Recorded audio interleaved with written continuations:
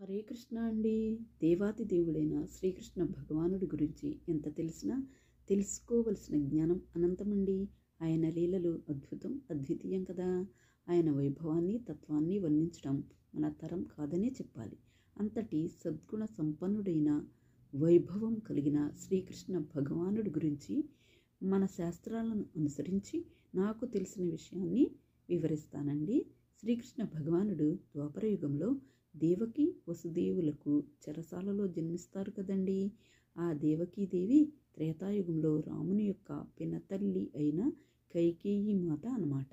ఆ యుగంలో రాముణ్ణి 14 సంవత్సరాలు అరణ్యవాసం చేయడానికి కారణం అయింది కదా, మనకు తెలిసిన విషయమే.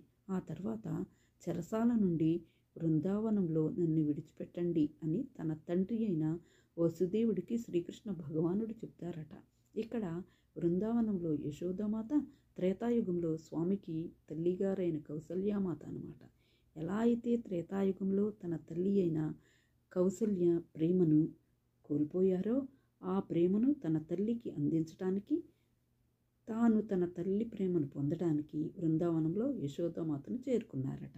ఇక త్రేతాయుగంలో కైకేయి మాత రాముణ్ణి తల్లి ప్రేమ నుంచి దూరం చేసింది కనుక ద్వాపరయుగంలో కన్న ప్రేమను కోల్పోయింది. కన్న కొడుకును దూరం చేసుకుని ఆ బాధ వర్ణనాతీతం కదండి. శ్రీకృష్ణ భగవానుడు చేసింది ఏదీనూ లేదండి. త్రేతాయుగంలో కైకేయి చేసిన కర్మ వల్లే ద్వాపరయుగంలో ఆ కర్మను అనుభవించాల్సిన పరిస్థితి వచ్చిందట.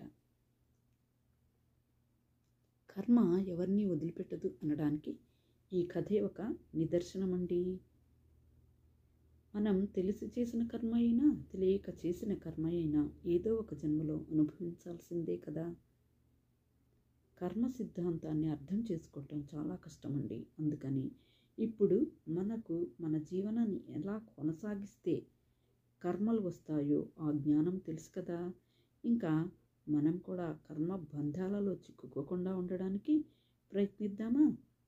సర్వే జన సుఖినో భవంతు. హరే కృష్ణ.